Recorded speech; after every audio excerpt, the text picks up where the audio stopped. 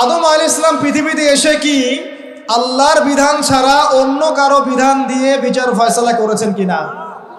সেখান থেকে তিনি কি আল্লাহর বিধান ছাড়া অন্য কোনো বিধান দিয়ে ফয়সালা করেছিলেন কিনা? উত্তর দেন।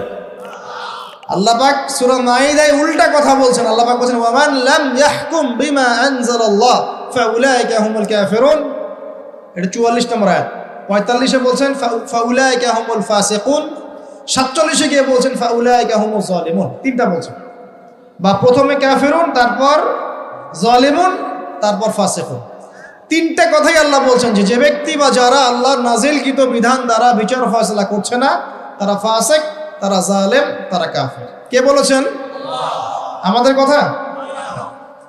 এখানে দুটো বিষয় চলে আসবে। এক, কেউ যদি মনে করে যে আল্লাহর বিধানগুলো এই যুগে চলে না, ওই যুগে চলতো, এই যুগে চলে না, এই যুগে আমরা যা বুঝি এটাই সেরা, তাহলে নিঃসন্দেহে সে কুফরিতে লিপ্ত আছে।